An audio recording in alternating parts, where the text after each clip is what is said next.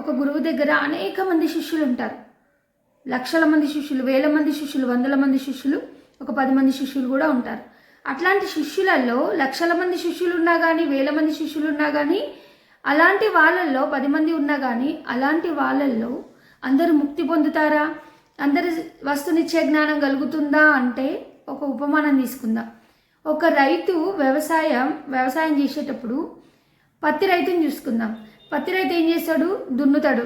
నేల మొత్తం దున్నేసి సాగు చేసి దాంట్లో ఉన్న చెత్త చెదారం ఏరేసి మంచిగా దున్ని పెడతాడు విత్తనాలు నాటడానికి. అప్పుడు పత్తి గింజలను నాటిన తర్వాత కొన్ని మొలకెత్తుతాయి, కొన్ని కొంచెం పెరిగి పెద్దగా అయ్యి కొంతవరకు వస్తాయి, కొన్ని కాయలు అవుతాయి, పుష్పిస్తాయి, కాయలు అవుతాయి.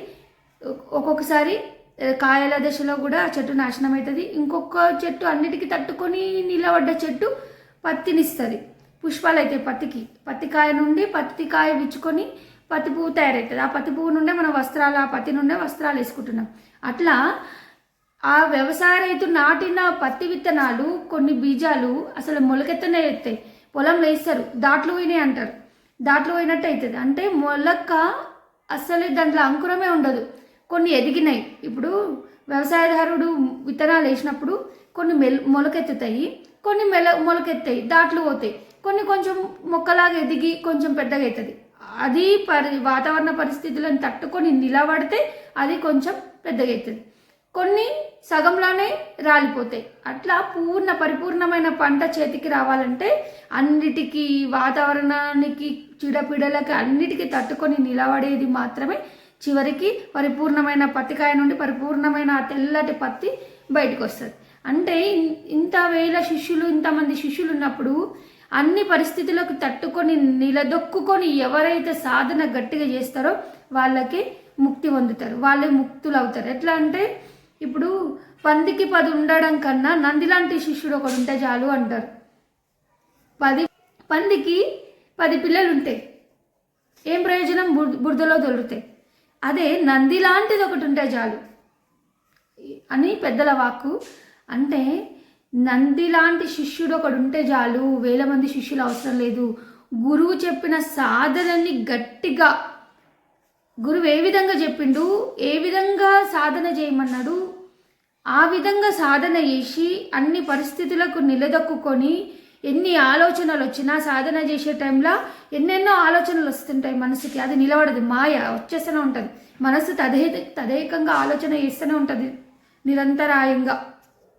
ఎప్పుడైతే ఆ మనసును నియంత్రణలోకి తెచ్చుకొని ఆ మనసుని దృష్టిని ఏకాగ్రం చేసే శక్తి ఉన్న శిష్యుడికి మాత్రమే పరిపూర్ణం ఫలం దక్కుతుంది. అంటే పూర్ణ స్థితికి ఎదుగుతాడు. ఆ పరిపూర్ణ పరబ్రహ్మాన్ని ప్రకాశింపజేసుకోగలుగుతాడు, చూడగలుగుతాడు.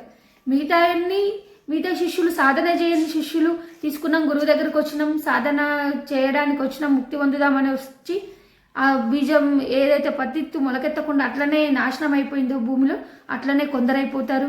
కొందరు కొంచెం మొలక దశలోకి వచ్చి కొన్ని రోజులు సాధన చేసి వదిలేస్తారు.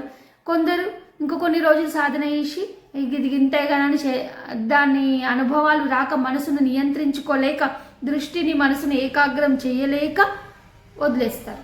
కానీ తీవ్రమైన మోక్షాపేక్ష ఉన్న సత్శిష్యుడు నిరంతరం అనుష్ఠానపూర్వకంగా సాధన చేస్తే తప్పకుండా ఆ మనస్సు అమనస్కమయ్యి తప్పకుండా సిద్ధి పొందుతారు.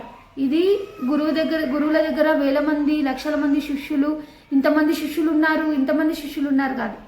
ఒక్క శిష్యుడు, గురువుకు ఒక్క శిష్యుడైనా ప్రయోజకుడైతే చాలు, గురు సార్థకమైనట్టే. ఎందుకంటే తన జ్ఞానము ఇంకొక శిష్యుడికి పరిపూర్ణంగా ప్రసరించింది. ఆ శిష్యుడు ఈ గురువులాగా ఆ శిష్యుడు తయారయ్యిండు. ఆ శిష్యుడు మళ్ళీ గురువై ఇంకొకరికి జ్ఞానం ఇవ్వగలుగుతాడు. అంటే ఒక దీపం నుండి ఇంకో దీపం వెలిగించబడుతుంది. అంటే ఈ పరంపర సాగుతుంది, ఈ జ్ఞాన పరంపర సాగుతుంది. కాబట్టి ఒక్క శిష్యుడైనా, గురువు దగ్గర ఒక్క శిష్యుడైనా, ప్రయోజకుడైన శిష్యుడు ఉండాలి. ఉదాహరణకి సాందీప మహామునికి చాలామంది శిష్యులు ఉండొచ్చు, కానీ శ్రీకృష్ణ పరమాత్మ మాత్రమే సశిష్యునిగా వెలుగొందిండు. శ్రీకృష్ణ పరమాత్మకి చాలామంది శిష్యులు ఉండొచ్చు, ఉద్ధవుడు, అర్జునుడు మాత్రమే వాళ్ళు స్వీకరించగలిగినరు, వాళ్ళు ప్రపంచానికి పరిచయం అయినరు. ఇప్పుడు వీరబ్రహ్మేంద్ర స్వామికి చాలామంది శిష్యులు ఉండొచ్చు, కానీ సిద్ధప్ప అనే సశిష్యుడు మాత్రమే ఆ గురువు దగ్గర శిష్యుడిగా గుర్తింపు తెచ్చుకుండు. అట్లా చాలామంది ఇప్పుడు చూడండి, రామకృష్ణ పరమహంస ఉన్నారు.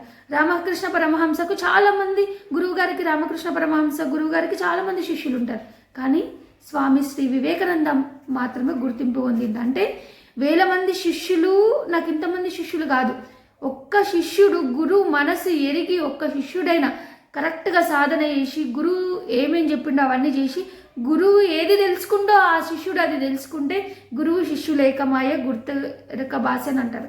అంటే గురువు ఏది చూసిండో శిష్యుడు అది చూసిండు కాబట్టి గురువు శిష్యులు ఏకమైనరు అని అర్థం. అంటే గురువు దగ్గర ఉన్న జ్ఞానం శిష్యుడి వరకు ప్రసారించి ఆ శిష్యుడు కూడా గురువై ప్రకాశిస్తున్నాడు. నీర శిష్య గురువాయ గురువై శిష్యాయ అన్నట్టు ఈ పరంపర ఒకప్పుడు గురువుకి శిష్యుడు, ఆ శిష్యుడే మళ్ళీ గురువు, మళ్ళీ ఇంకొకరికి బోధిస్తూ గురు శిష్య పరంపరగా సాగుతుంది అని. అంటే ఉద్ధరించుకుంటూ ఉద్ధరేదాత్మ ఆత్మానం అనుకుంటూ తనని తాను ఉద్ధరించుకుంటూ ఇతరులను ఉద్ధరింపజేయడమే ఈ జీవిత లక్ష్యం, అంటే మోక్షం. ఏదైతే సత్శిష్యుడు గురువు మనసు ఎరిగి సాధన చేసి గురువు 4 శుశ్రూషలు ఎవరైతే చేస్తారో వాళ్ళే నిజమైన శిష్యులు, వాళ్ళే గట్టెక్కుతారు. కాబట్టి నేనెందుకు అసలైన గురుభక్తుని కావద్దు, నేనెందుకు అసలైన శిష్యుని కావద్దు అని తీక్షణమైన కోరిక లోపల ఉంటేనే ఆ సాధన సిద్ధిస్తుంది. కాబట్టి ప్రతి ఒక్కరూ సాధన చేయాలి. ప్రతి శిష్యుడు, గురువుని పొందిన ప్రతి శిష్యుడు సాధన చేయాలి, జ్ఞానం పొందాలి. లేదా గురువుని ఆశ్రయించొద్దు. ఒకవేళ గురువుని ఆశ్రయించినామా జ్ఞానం పొందాలి. ఎవరికి అది స్వలాభం, మీకే లాభం. నేను సాధన చేస్తుంటే నా గురువుకి ఏమన్నా వస్తుందేమో, ఏమీ రాదు. గురువు జ్ఞానసిద్ధి ఉండి నీకు సిద్ధింపజేయడానికే ఉన్నాడు గురువు. గురువుకి ఏం రాదు, నీ వల్ల గురువుకి ఏం రాదు. నీ నుంచి గురువు ఆశిస్తున్నాడంటే గురువే కాదు. ఆ ధనమైనా కావచ్చు, పేరైనా కావచ్చు, సేవ అయినా కావచ్చు, ఏది శిష్యుడి నుంచి ఆశించొద్దు. శిష్యుని నుండే నా గురువు గారికి సేవ చేసుకోవాలనే భావన శిష్యుని లోపల ఉండాలి, కానీ అదే నా శిష్యుడు నాకు సేవ చేస్తే బాగుండనే భావన గురువుకు రాదు. గురువుకు ఆ భావన వచ్చిందంటే గురు లక్షణమే కాదు. ఓం శ్రీ గురు పరబ్రహ్మణే నమః.